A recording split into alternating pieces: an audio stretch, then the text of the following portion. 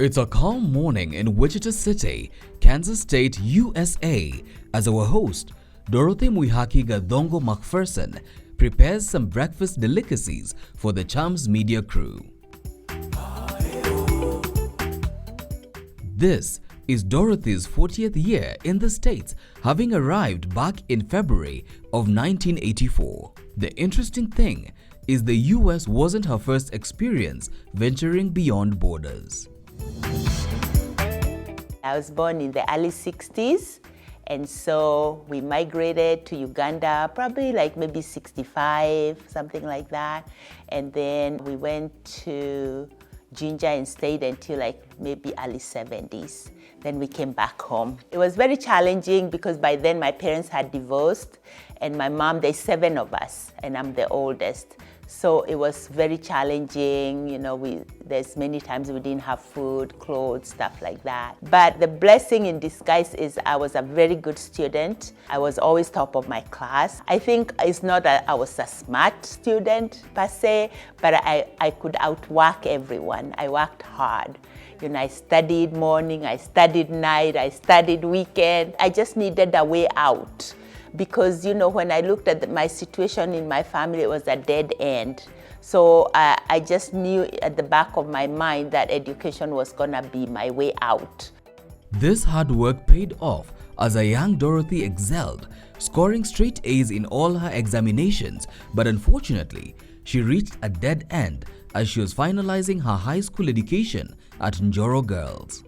I passed very well. I was getting calls from everywhere, but I knew there was no chance. I knew I wasn't going to be able to continue my education because obviously, financially I couldn't. So luckily, my uncle was a manager for Barclay's bank. So he was able to secure me a position at Barclay's Bank, Moy Avenue. Thank God to my manager, Mr. Kigathi, that gave me that first position at Moy Avenue. So then that's where I started. I was just a clerk, mail clerk. I would open mail in the morning, and then in the evening I would collect all the mail and ship it out. This was the start of Dorothy's turning point. Despite landing a job at 19 years, Dorothy wasn't satisfied.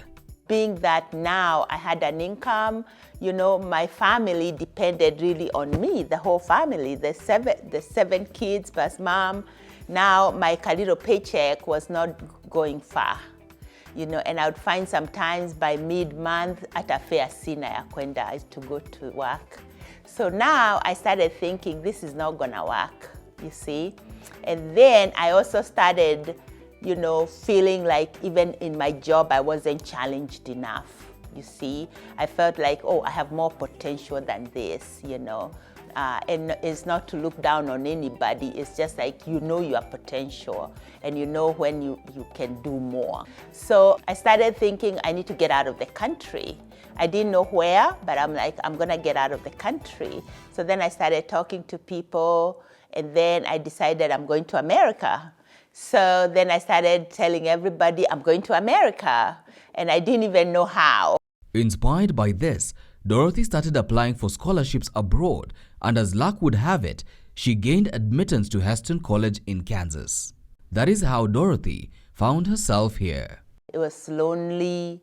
You are 21, you don't know people, So I started working on campus. I was working in the cafeteria, and then luckily it was springtime. So within a few months, we were done with school and it was time for summer. And then summer, I worked on campus all summer, so cleaning the dorms that summer. And after that, now I was able to make enough money to buy myself a little car and then move off campus, which was less expensive. Since I was working for a bank, I just came to do business. That's what I thought I came to do. So I had just started doing business. So then I moved off campus now that fall, and I kept going to school. They kept asking me, when's the school fees coming? And I kept saying it's coming, So I was able to clear another semester.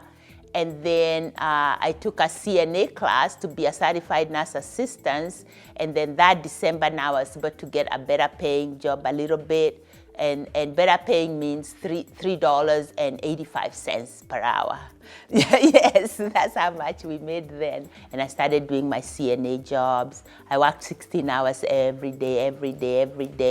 I did 16-hour jobs in those nursing homes the whole of 85, 86, 87. Summer, that's when I cleared my debt. Here is where her passion for nursing started, a passion that grew into a career. What followed was changing of her speciality from business to nursing. She even got employment at St. Francis Hospital. They gave me that contract. When I finished nursing, I would come work for them. And in exchange, they gave me $1,000 that I could put towards school. And then on top of that, there was an agreement when I finished school and I start working, they would do a direct deduction from my payroll to the school. So that now what saved me, because now that last year, everything was okay. All I had to do is work to pay my rent and my food.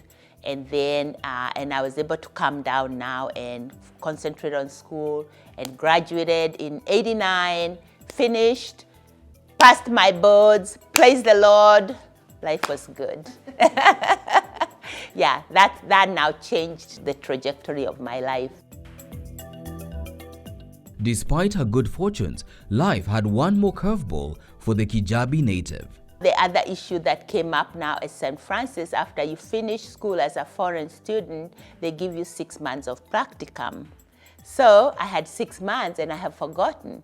So I started in June, so by November, now they're telling me to self-deport myself. To where? To Kenya, because my work visa is over. And I'm like, what?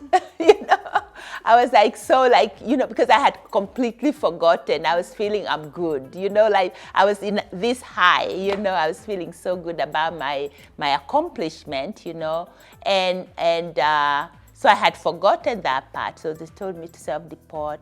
But the ever-prepared Njoro Girls alumna had one ace up her sleeve, as the Americans say. At that point, I was dating my husband, and so I just told him, hey, man, if you don't marry me, I'm going back to Kenya, so you better decide what you're gonna do. So anyway, he decided we get married, so we did get married. We went to courthouse that year, we got married, and then now I was able to continue my career. Yeah, so then I continued, and then we finally had our wedding in 91. And I went home. I had to go home and tell my parents. That's the first time I went home since I first came. I went back now in 91. I came 84. I went home 91 for the first time. And then I came back, and a few months later, I brought my mom over for my wedding. So I had my wedding in 1991. And then 1992, I had my first daughter. Her name is Megan. Very good girl. And then 2 years later, I had my other daughter. Her name is Muthoni. Jerry came in 99. Think that I grew up in a Christian environment. When I got married, I wanted my children to be in a Christian environment. And at that time, we selected Central Christian Church. So that's why we were attending church, and that's where my children went to school. So it's a Christian school. They went there. They were minorities, so it was pretty hard, But they went there the first 8 years, and then from there they went to Trinity Academy, which is also a Christian high school. My oldest daughter, she's pretty good. She's very smart. She was admitted to an Ivy League school. She went to Northwestern University, and she graduated. She meant to do engineering. She didn't manage with the engineering. She did a course called Organization Management. And then she was recruited there by Toyota, and now she works for Toyota. She's a district manager. She's based in Kansas City.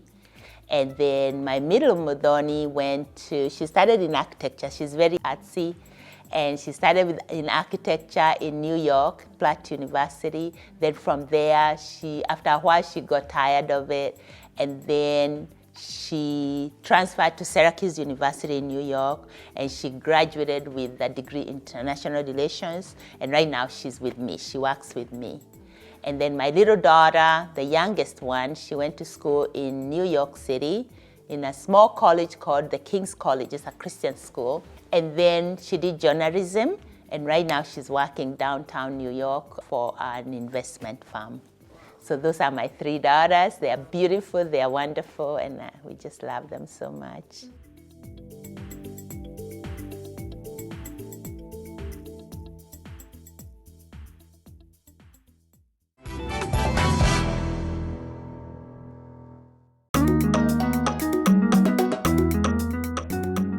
61-year-old Dorothy Mwihaki McPherson has been living in Kansas for over 40 years, overcoming childhood poverty, academic expulsion, to even deportation. Despite it all, she rose above and made a comfortable life for herself, her husband, and her 3 children.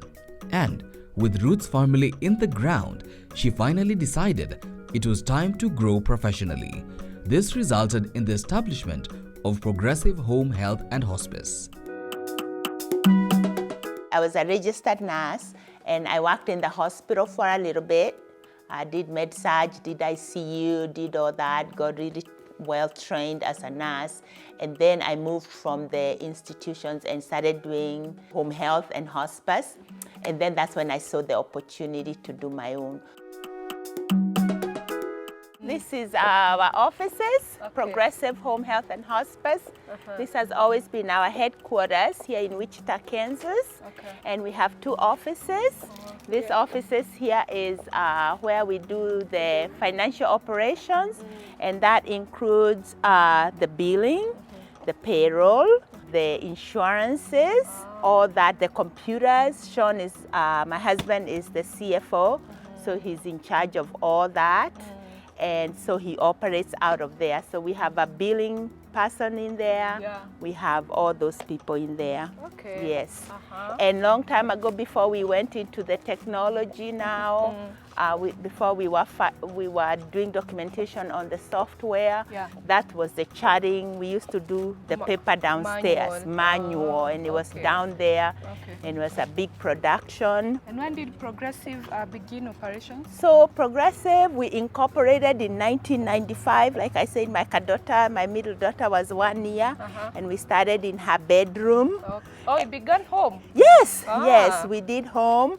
And then, of course, you have to start because there's the registration, all that paperwork. Then you get license. Then you get, permission to take care of patients. Then we took care of the first few patients at home by ourselves. Then we added. Eventually, we got a small office somewhere there. And then we moved to another office and continue growing. And then in 2002, that's when we purchased these 2 buildings.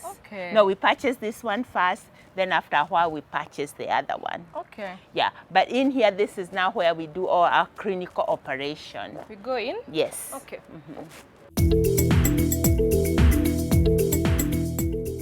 So this is our front desk. Cindy is our office assistant. Hello, Cindy.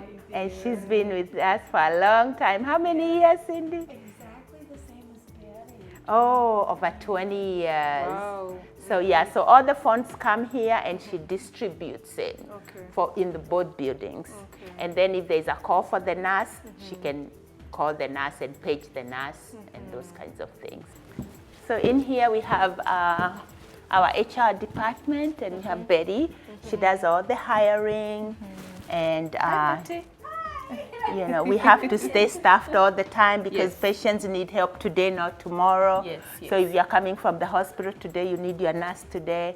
So it's ongoing, constant. Human resources. Yes, and then in here we do all the intake, all the referrals coming in, each and every patient coming in from wherever they are coming from, whether it's the hospital, nursing home, doctor's office. She's gonna receive that call. She's gonna set up the first visit with the nurses or the physical therapist and get it going. What we do now with Progressive Home Health and Hospice, which is the company I run, we take the hospital to the homes. So if you're instead of you staying in the hospital for a week, 2 weeks, you can stay in the hospital for 2 days, and you come home, and we continue treating you at home. You see, so we send nurses to the homes. Like if let's say you have a wound, we can have the nurse come out and dress it 2-3 times a week. Let's say you need IV infusion, like IV antibiotics. We can come and give you IV antibiotics at home. Let's say you're a mom that's pregnant, have problem with hyperemesis, you're throwing up so much. We can come and give you fluids at home, get you hydrated. And then let's say you had a knee surgery and you go home, we can send physical therapists to exercise that leg and get you well so you can go back to your life. We also have another department which we call hospice, which we take care of end-of-life clients. So when the doctor tells you there's nothing more we can do, you already know that there's gonna be pain, there's gonna be anxiety, the family don't know what to do with you. So we come into the home and take care of you. We give you pain medicine, we give you medication for nausea, medication for anxiety, we support your family, and we take care of you until the end of life there in the home. So that's what we do. And we hire mainly nurses, physical therapists, occupational therapists, home health aides, and we have doctors also that do home visits. And then in here we have my office. You can come into the boss's it's not very, it's not very clean. I hate to show my office. Please don't judge me. No problem. But yeah, this is my office. It's always a mess because I'm pulled in so many. I have to stay on top of all the new regulations, new things in healthcare, because I'm the one who's then gonna train the team and change policies and procedures. I write all the policies and procedure, and then I implement. Then I'm in charge of strategy, marketing. We have to keep getting patients. There is a lot of competition, and I have to keep my company going. So I have to be in charge of the strategic planning for the marketing. You know, so that's also my job. Yes. And what are some of the regulations, the policies that such a business that is dealing with home care, that is dealing with patients, what has to be in place for such a business to run, especially here in the US? Yeah, there's many regulations. Here everything is controlled. Even like you can't really take a picture on here because you might see patients' data. Privacy. So yeah, privacy. There is quality of care, standards of care. And when you write the policies and procedure, you are saying, you know, I cannot go see a patient without a doctor's order. You know, who can receive a doctor's order. You cannot now you can walk in here and receive a doctor's order because you are not licensed. So there's guidelines, you know. Not to have the license. Yeah, so there's guidelines for everything. Who can change a catheter, who can change an IV, who can give medication, who cannot, you know, those regulations. And then we have to transfer that now to reimbursement. What's can be reimbursed and what cannot be reimbursed. You see? So then I have to watch, you know, of course a business like mine, and being that I serve minorities also a lot, so I have some cases that are pro bono that I do for free, you know, but then I have to control how many pro bono am I doing.